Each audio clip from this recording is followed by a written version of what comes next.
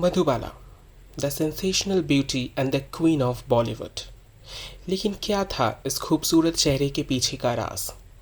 क्यों इतने सारे हॉलीवुड ऑफर्स आने के बाद भी मधुबाला ने नहीं की कोई भी Hollywood movies? Despite being the highest paid actor in 50s, क्यों मधुबाला की पर्सनल लाइफ थी फुल ऑफ लोनलीनेस? और क्यों उनके पिता नहीं चाहते थे कि उनकी शादी हो? इन सारे सवालों का जवाब आज हम ढूंढेंगे इसी वीडियो में। लेकिन अगर आप इस चैनल पर नए हैं तो जाते वक्त सब्सक्राइब करते जाइएगा, क्योंकि ये फ्री है। Madhubala, one of the most beautiful face of Bollywood, जिनकी खूबसूरती के चर्चे आज भी लोग करते हैं और उनके रियल लाइफ पर्सोना के आज भी दीवाने बहुत हैं। मधुबाला का जन्म हुआ था 14 फरवरी 1933 को। उनका असली नाम था मुमताज़ ज़ेहन बेगम दहलवी। वो दिल्ली में ही जन्मी और थोड़ी बड़ी होने के बाद अपने फैमिली के साथ मुंबई आ पहुंची, जो कि उस टाइम पे बॉम्बे हुआ करता था। उस समय उनकी उम्र थी महज 8 साल की। उसके कुछ समय बाद मधुबाला फिल्मों में माइनर रोल्स करने लगी। उनकी डेब्यू फिल्म थी 1942 की बसंत, जिसमें मुमताज़ शांति और उल्लास जी ने मेन लीड निभाए थे। उस समय मधुबाला की उम्र थी सिर्फ 9 साल। उसके बाद रंजीत मूवी टोन के साथ मधुबाला ने एक कॉन्ट्रैक्ट साइन किया 1944 को, जिसके under Madhubala for the next 2 years सिर्फ माइनर रोल्स करने वाली थी। 1947 को कॉन्ट्रैक्ट एंड हुआ और कीदर शर्मा ने मधुबाला को 1947 की ड्रामा फिल्म नीलकमल में कास्ट किया एज लीडिंग लेडी। कंफ्यूजन ना हो, that's why I like to clarify. Madhubala ने जिस नीलकमल मूवी में काम किया था उसके 21 साल बाद फिर से एक नीलकमल बनाई गई, जिसके डायरेक्टर थे राम महेश्वरी, और उसमें राजकुमार, मनोज कुमार और वहीदा रहमान जी ने काम किया था। दोनों फिल्मों का नाम सेम है, लेकिन कहानी और कास्ट डिफरेंट। मधुबाला की नीलकमल बॉक्स ऑफिस में कमर्शियली फेलियर रही, बट मधुबाला के काम को बहुत ज़्यादा प्रेज मिला। 1948 की फिल्म लाल दुपट्टा और महल से मधुबाला को रिकग्निशन मिलने लगा। और महल ये वो फिल्म है जिसमें लता मंगेशकर जी ने अपना पहला हिट गाना दिया था, विच वाज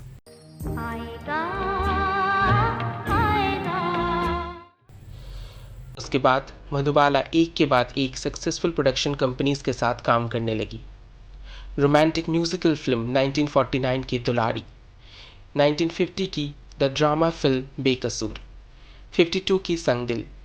1951 में मधुबाला की 2 मूवीज आई थी, बादल और तराना। मधुबाला अपने टाइम के सुपरस्टार्स लाइक देवानंद, दिलीप कुमार और प्रेमना जी के साथ भी काम किया। 1953 को मधुबाला ने अपनी प्रोडक्शन कंपनी खोली, मधुबाला प्राइवेट लिमिटेड के नाम से। मधुबाला का सारा काम उनके फादर अतउल्ला खान मैनेज किया करते थे। इनफैक्ट वो किस फिल्म में काम करेंगी ये भी उनके फादर ही डिसाइड किया करते थे। 1954 और 55 को मधुबाला ने अमर और नाता जैसे फिल्मों में काम किया। नाता फिल्म को उन्होंने प्रोड्यूस भी किया था, लेकिन ये दोनों फिल्म बॉक्स ऑफिस में ज़्यादा चली नहीं, जिसके बाद प्रेस और मीडिया ने मधुबाला को बॉक्स ऑफिस पॉइजन का लेबल दे दिया। मधुबाला के करियर का टर्निंग पॉइंट तब आया जब उनकी मुलाकात हुई एक्टर डायरेक्टर गुरुदत्त साहब के साथ। 1955 को movie I romantic comedy film mister and Mrs 55, जिसके एक्टर, डायरेक्टर और प्रोड्यूसर थे गुरुदत्त खुद, और फीमेल लीड पर थी मधुबाला। यह फिल्म बॉक्स ऑफिस पे सुपर हिट रही और मधुबाला अपने सक्सेस के रास्ते पर चल पड़ी। उसके बाद कॉमेडी फिल्म्स लाइक चलती का नाम गाड़ी, हाफ टिकट, हावड़ा ब्रिज, काला पानी, बरसात की एक रात से उन्होंने बहुत ज़्यादा सक्सेस हासिल किया। मधुबाला की historic epic drama film Mughal Azam, जो कि 1960 को रिलीज़ हुई थी और उसी साल की highest grossing film in India बन गई, उसमें मधुबाला का रोल था द क्लासिक अनारकली का, जिनका फैशन आज भी फॉलो किया जाता है। मुगल आजम के लिए मधुबाला को film fair award for best actress के लिए नॉमिनेट किया गया और फिल्म क्रिटिक्स से मधुबाला के परफॉर्मेंस को सबसे ज़्यादा finest in Indian cinematic history का खिताब मिला। In the era of 50s and 60s Madhubala ने इंटरनेशनली रिकॉग्निशन हासिल किया। Hollywood academy award winning director Frank Capra Madhubala को कास्ट करना चाहते थे, बट हॉलीवुड फिल्म के इंटीमेसी सीन्स के लिए वो कोई भी हॉलीवुड फिल्म में नजर नहीं आई। मधुबाला का टैलेंट और ब्यूटी अमेरिकन सिनेमा इंडस्ट्री में बहुत ज़्यादा अटेंशन अट्रैक्ट किया। मधुबाला को मार्लिन मोनरे के साथ कंपेयर किया जाने लगा।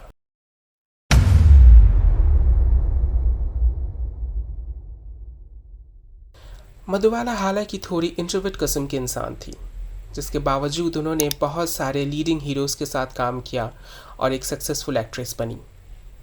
मधुबाला जब भी अपने पुराने दिनों को याद किया करती थी तब वो कहती थी कि उनकी ज़िंदगी का सबसे खुशनुमा वक्त तब था जब वो दिलीप कुमार साहब को डेट कर रही थी।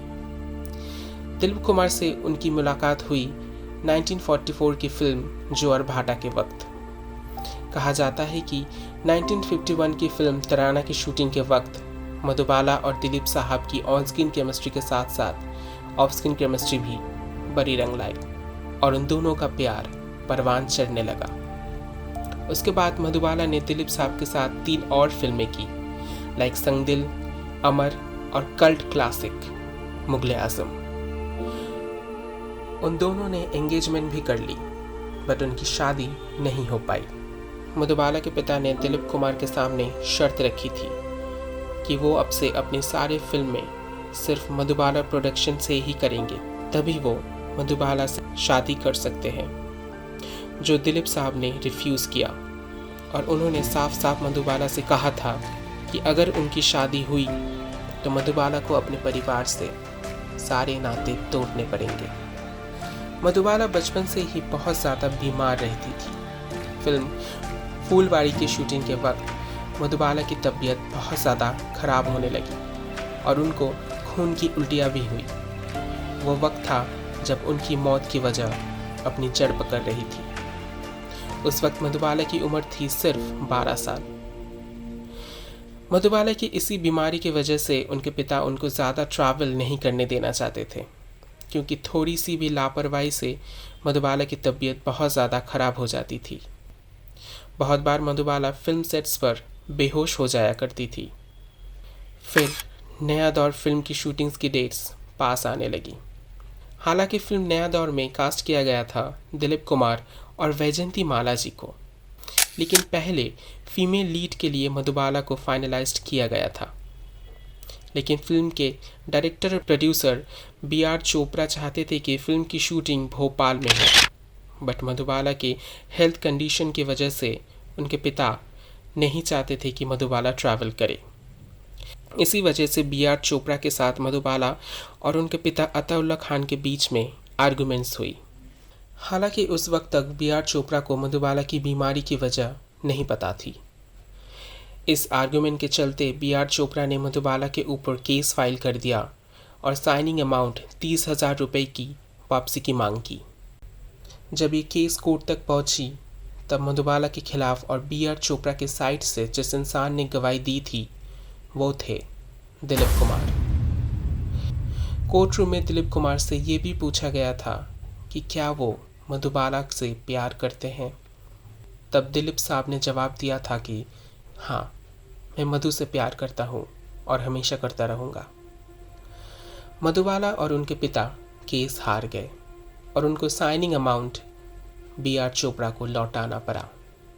इसके बाद मधुबाला बहुत ज़्यादा शैटर्ड हो गई और उनके और दिलीप साहब के बीच दूरियां आ गई। इन दूरियों के बाद भी दिलीप साहब के साथ उन्होंने फिल्म की, जो थी the cult classic film of Hindi cinema industry, the Mughal आजम।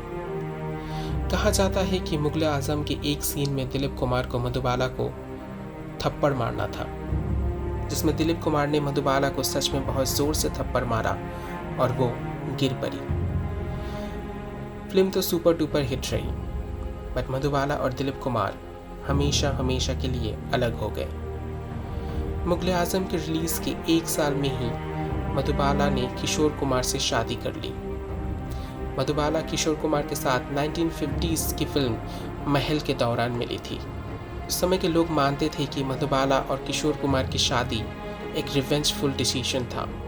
मधुबाला की शादीशुदा जिंदगी भी खुशहाल नहीं थी। वो एक मुस्लिम फैमिली की लड़की थी और उनसे शादी करने के लिए किशोर कुमार हिंदू से मुस्लिम कन्वर्ट हुए थे। मधुबाला के पिता इस शादी से नाराज थे और किशोर कुमार की फैमिली भी नहीं चाहते थे कि उनकी शादी एक मुस्लिम लड़की से हो।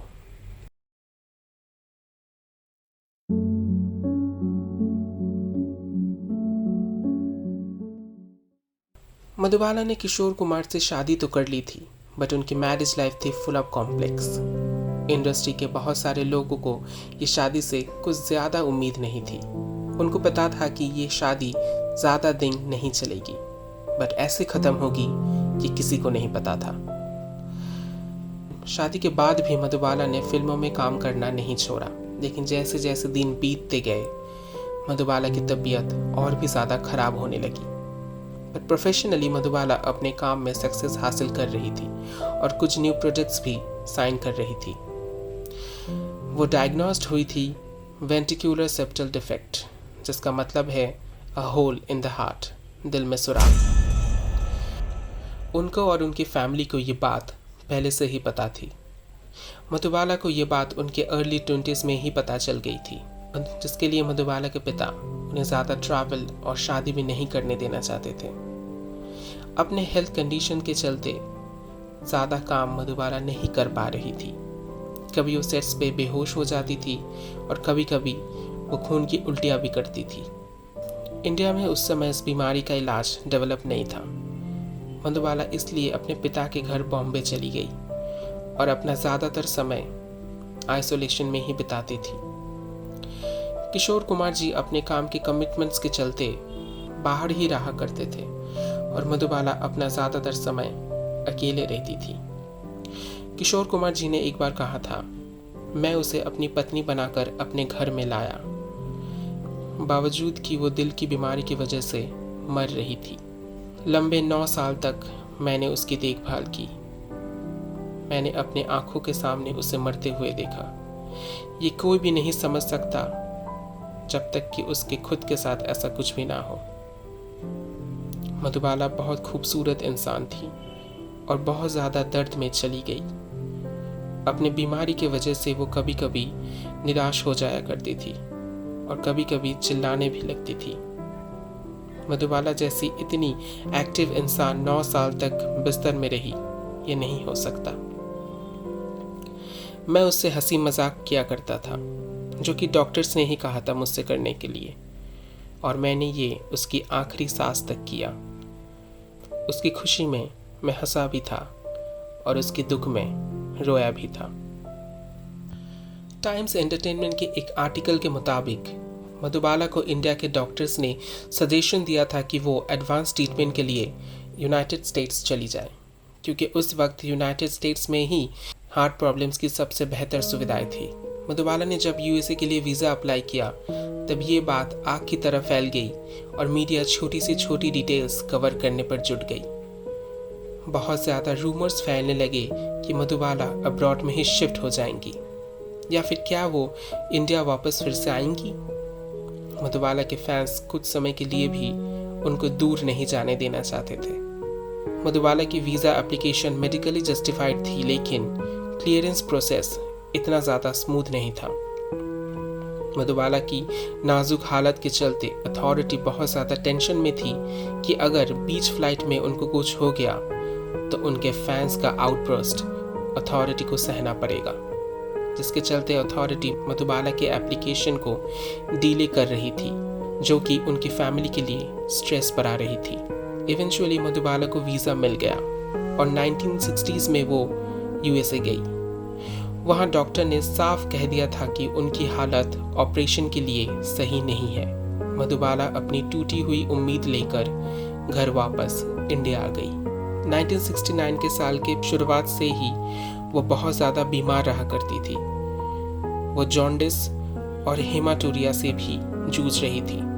22 फरवरी के आधी रात में मधुबाला को हार्ट अटैक आया, जिसके बाद उनके फैमिली और किशोर कुमार जी ने भी बहुत ज़्यादा स्ट्रगल किया और 23 फरवरी सुबह को 9:30 बजे वो चल बसी। मधुबाला को मुंबई की शांता क्रूज में मुस्लिम कब्रिस्तान में मिट्टी दी गई उनकी पर्सनल डायरी के साथ। उनकी कब्र संगमरमर के पत्थर से तराशा गया, जिसमें पाक कुरान से आयतें खुदाई की गई थी। मधुबाला जितनी बाहर से खूबसूरत थी, उतनी अंदर से भी। मधुबाला चैरिटी में बहुत ज़्यादा इंटरेस्ट लिया करती थी। अपने सेट्स के लोअर स्टाफ्स को वो एक्स्ट्रा बोनस दिया करती थी। ईस्ट बंगाल के रिफ्यूजीज़ के लिए उन्होंने 50,000 रुपये और जम्मू और कश्मीर के रिलीफ फंड में पोलियो से पीड़ित एक बच्चों के लिए उन्होंने 5-5 हज़ार रुपये डोनेट किया था। मधुबाला के मौत पे पूरी इंडस्ट्री टूट गई। उनके को स्टार प्रेमनाथ जी ने मधुबाला के लिए एक कविता भी लिखी थी। फिल्म फेयर ने मधुबाला के लिए कहा था कि वो सिंड्रेला थी, जिनकी घड़ी की सुई बहुत जल्दी 12 के आंकड़े को छू गई। मधुबाला चली गई और पीछे छोड़ गई अपने फैंस का टूटा हुआ दिल और एक बेशुमार सक्सेस से भरी लेगेसी। नमस्ते, मेरा नाम है सोनू और आप देख रहे हैं कहानी। अगर आपको ये वीडियो अच्छा लगा तो चैनल को सब्सक्राइब ज़रूर करना, because it's completely free. Subscribe करते वक्त ऑल नोटिफिकेशन की घंटी को ज़रूर प्रेस कर देना। वीडियो को लाइक करना और अपने फ्रेंड्स और फैमिली के साथ शेयर ज़रूर करना। मिलते हैं जल्दी नए वीडियो के साथ, तब तक के लिए बाय।